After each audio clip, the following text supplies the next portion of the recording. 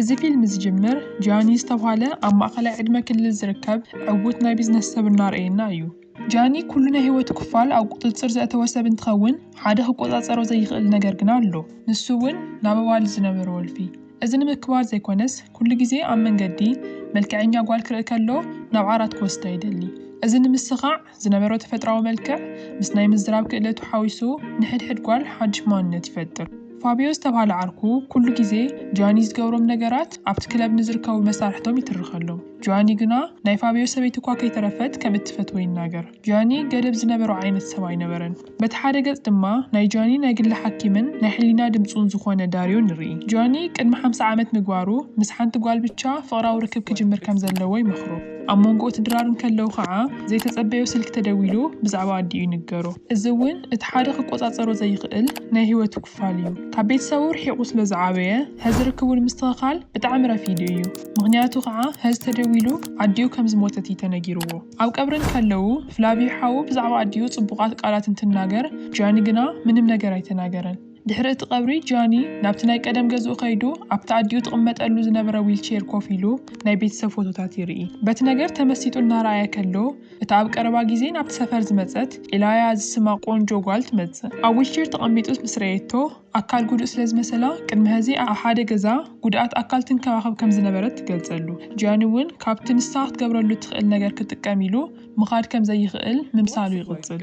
ብጽባሒቱ ኣብቲ ሃይ ስፒድ ዝበሃል ናይ ጫማ ካምፓኒኡ ኣብ ቀረባ ግዜ ስራሕ ስለ ዝቐነሰ ነቶም ሰራሕተኛታቱ ይወቅሶም።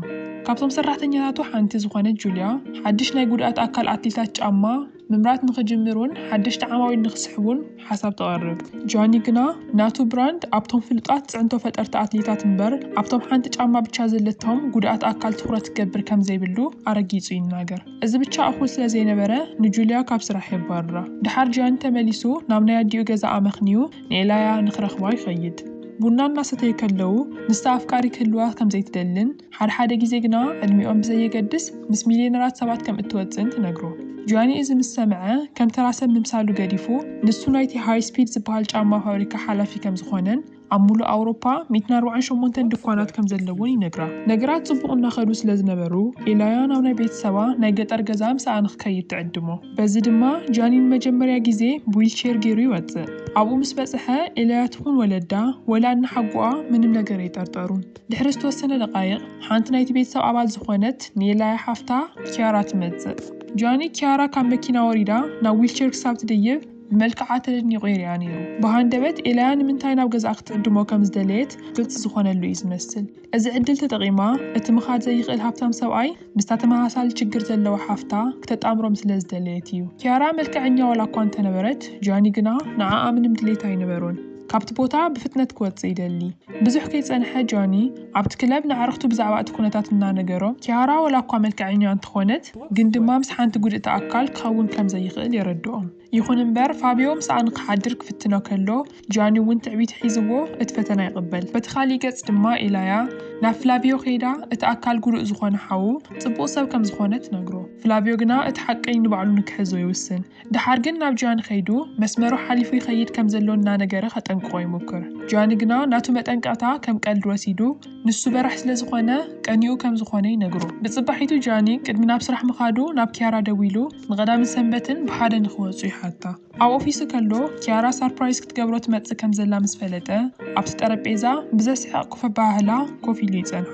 ኪያራ ምስ መጸት ንቐዳምን ሰንበትን ስራሕ ከም ዝበዝሓ ምስ ነገረቶ ንዕኡ ንምክሕሓስ ናብቲ ናይ ጉድኣት ኣካል ቴኒስ ዝጫወትሉ ፕሮግራም ንኽመጽእ ትዕድሞ። ድሓር ኪያራ ቴኒስ ክትጫወት ከላ ጃኒ ብኣድናቖት ይሪኣ። ካብቲ ንሱ ዝሓሰቦ ንላዕሊ ፈጣን እያ።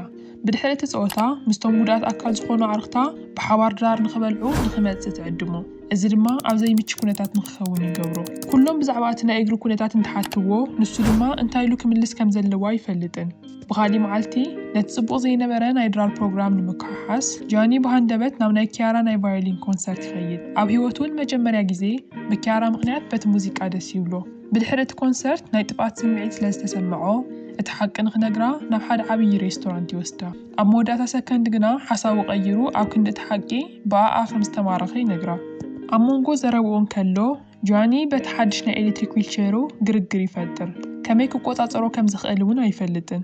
ግን ولا خم خوينو نابناي هوتيل كفلاي فانوا أمو المجمرة جزي ساعة عمو ግን ድማ ናብ ተቐጻሊ ደረጃ ንምኻድ ድልው ከም ዘይኮነት ነጊራ ተቋርጾ ጃኒ ምኽሪ ስለ ዝደለየ ናብ ዳርዮ ኸይዱ ጉድኣት ዘለዎም ሰባት ርክብ ክፍጽሙ ዝኽእሉ እንተኾይኖም ይሓቱ ዳርዮ እውን ከም ዝኽእሉ ይረጋግጸሉ ወላ እኳ ዳርዮ ኣብ ናይ ኪያራ ስምዒት ትኹረት ንኽገብር ጃኒ እንተነገሮ ጃኒ ግና ናብ ኪያራ ደው ኢሉ ብዛዕባ ተቐጻሊ ዝራኸብሉ ግዜ ሓታ ኣብ ተመሳሳሊ ሰዓት ነታ ምሸት ትኸውን ካልእ ጓል ይእልሽ በቲ ሓደ ገጽ ኪያራ ጃኒ ክንደየናይ ሓሪፍ ሰብ ከም ዝኾነ ንሓፍታ ትነግራ ከም ካልኦት ሰባት ከም ዘይሓዝነላን ከም ምልእቲ ሰብ ገይሩ ከም ዝሪኣን ትነግራ እቲ ዝራኸብሉ ግዜ ምስ ኣኸለ ጃኒን ኪያራ ናብ ገዝኡ ይቕበላ ንሳ ብሰላም ብዊልቸራ ጌራን ትኸይድ ንሱ ግና ምስ ነገራት ብግጫው ይብዝሕ ኣብ መንጎ እቲ ድራር እግሩ ከመይሉ ፓራላይዝድ ከም ዝኾነ ትሓቶ ጃኒ ድማ ከም ናይ ፍሉጥ ኣክተር ክሪስቶፈር ሪቭ ብ1979 ካብ ፈረስ ወዲቑ ዘጋጠሙ ሓደጋ ተመሳሳሊ ዓይነት ኣጋጣሚ ከም ዝነበሮ ይነግራ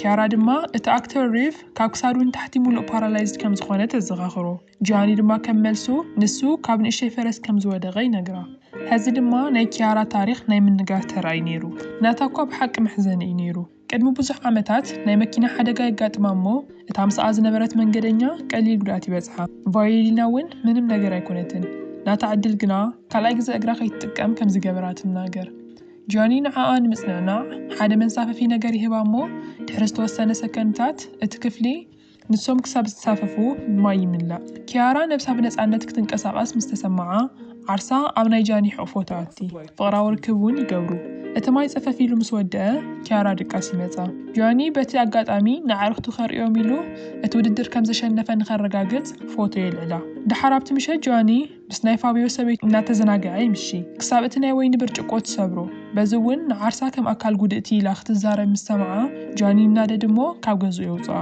ኣብቶም ቀጸልቲ መዓልታት ጃኒ ምስ ኪያራ ብዙሕ ምንግጋር ይገድፎ ግን ድማ ናይ ስነ ምግባሩ ኣንፈት እናተቐየረ ይመጽእ እታ ጸሓፊቱ ዝኾነት ሉሲያና ነታ ተባሪራ ዝነበረት ጁልያ መሊሳ ንኽትቆጽራን ናይ ጉድኣት ኣካል ጫማ ምብራት ንኽጅምሩን ይነግራ ንኪያራ ከም ዝናፈቓ እውን የስተውዕል እሞ ናብ ገዛኣ ኸይዱ ቀዲሙ ዝኾነ ኣድላይ ነገር ክነግራ ከም ዝኾነ ይፍልጣ እቲ ናይ ሙዚቃ መሳርሒኣ ተጫዊታ ክሳብ ትውድእ ጃኒ ነቲ ናይ ንእስነታ ፎቶታት እግራት ትጥቀመሉን ከላ ዝነበረ ግዜ ይርኢ ብናይ ጥፍኣት ስምዒት ጃኒ ካብ ዊልቸሩ ተላዒሉ እቲ ሓቂ ክነግራ ይብል እሞ ግን ድማ ኪያራ ገጻ ክተዝውር ክትብል ከላ ቀልጢፉ ተመሊሱ ኮፍ ይብል ብዛዕባ እቲ ክነግራ ሓሲብዎ ዝነበረ ነገር ክትሓቶ ከላ ጃኒ ዘረባ እናቐየረ ንኽትስሕቕ ይገብራ ኣብ መንጎ ትወግዖም ኪያራ እቲ ናይ ቀደም ኣፍቃሪኣ ድሕሪ እቲ ሓደጋ ገዲፍዋ ከም ዝኸደን ብድሕሪኡ ከዓ ኣብ ፍቕሪ ምእማን ከም ዘቋረፀትን ትነግሮ ይኹን እምበር ጃኒ ምስ መጸ እዛ ኣተሓሳስባኣ ክትቅይር ከም ዝገበራ ምስ ነገረቶ እቲ ሓቂ እንደገና ክሓብኦ ከም ዘለዎ ይርዳእ ኣብቲ ምሸት ኪያራ ንዓርክቱ ክትፋለጦም ስለ ዝደለየት ምስ ዳርዮን ሉሲያናን ኮይኖም ድራር ንኽበልዑ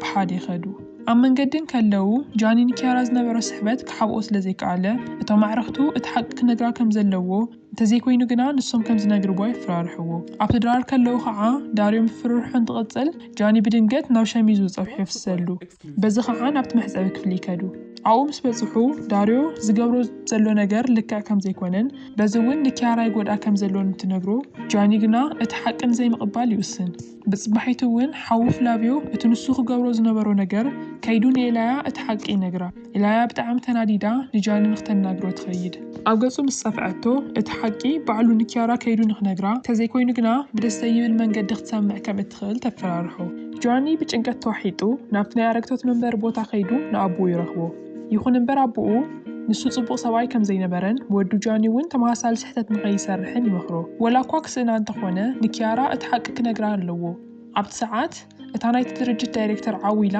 መልእኽቲ እናሕለፈት በቲ ካቶሊካውያን ፍሉጥ ዝኾነ ኣብ ፈረንሳይ ዝርከብ ቦታ ጉዕዞ ከም ዘሎ ትናገር ምክንያቱ እውን እቲ ዝተቐደሰ ማይ ዝኾነ ይኹን ዓይነት ሕማም ክፍውስ ስለ ዝኽእል እዚ ምስ ሰምዑ ጃኒን ኣቦኡን ሓደ ዓይነት ሓሳብ ይሓስቡ እቲ ሓሳብ እውን ንኪያራ ናብቲ ጉዕዞ ንክዕድምዋ እሞ በቲ ቅዱስ ማይ ሓዊዩ ናብ ስሩዕ ምኻዱ ከም ዝተመለሰ ንኸምስል ነይሩ ኪያራ ብዛዕባ እዚ ሓሳብ ንሓፍታ ኤላያ ምስ ነገረታ ጃኒ እንታይ ይሓስብ ከም ዘሎ ጠርጢራ እቲ ሓቂ ንኽተጋልጾ ትውስን ግን ድማ ኪያራ ናይ ጃኒ ናይ ዊልቸር ኣጠቓቕማ ሪኣ ትጥርጥር ስለ ዝነበረት በቲ ነገር ትግረም ኣይትመስልን ይኹን እምበር ንሱ ክትፍቶም ክድለን ዓይነት ስምዒት ስለ ዝሃባ በቲ ሓሶት ዓርሳ ትታልል بتصبحيتو أبت كاتدرال اتني هايمانوت أبو والتر نتوم توريستات انقعد حان متأخو منا بلن كلو جاني يري أمو نابتوش تقاتيو نبينو نخناقرو يحاتو اتني هايمانوت مرحي والتر بزح عامت لمدس لازنبرو جاني مخاد كم زغل بغاد التامس رأيو يفلتو اتسابل كنك كالو خعاني نخي خيد ينقرو مغنياتو نتوم كالوت أكال قدعات جيغا زخونة تسفاك هبوم سلزيد ليه جاني منم كم زي تفترة كابت كاتدرال وزي خيد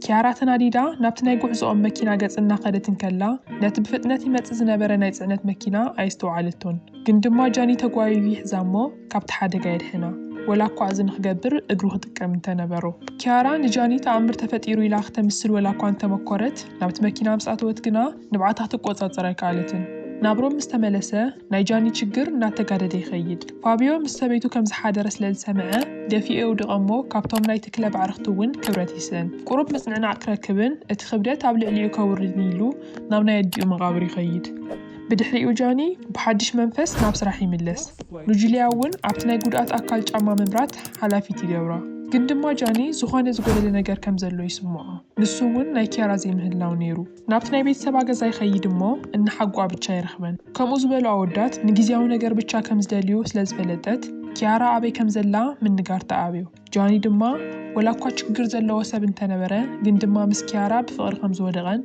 نمانم تسميعو زي فلت سمعيت نكيارا كم زلووني نقرا كاولبو يزارب كم زلو مسستو عالت كيارا ناي كونسر مرئيت نمقراو ناو كالي كتمات خيد كم زلا نجيرا ناي تبوتا من قدن ساعاتن تنقرو قندما كرم مخادو كال ايقزن كيارا نحردا قوديوا ناي بحقي أكال قدو كم اتقبرو تنقرو جاني ولا كوابت مكينا بساعات تركبه كيارا قنا مانم كحزن الله كم زيت دل نجيرات عزو نابروم تمليسو جاني اتستلم دقويان ناقبرن كالو ناي كيارا زخرتات يمتسو ومو أمن قد يودق كنعيلو كرأكالو قنا زيت تصبيو نقايو بي كيارا أبتناتا ويلشير كوف نخبلن كل نقر كم مجمران خجمرن تنقرو عمو داتا جاني 5 عامتو مسعرختون ناي كيارا بيت 7 مستناي إلايا لبي زرخب حاون كوين يخبر كلو دسيلو الناس أسعى كلو جاني نتازفتوا كيارا حافب بيلو نسعيد النس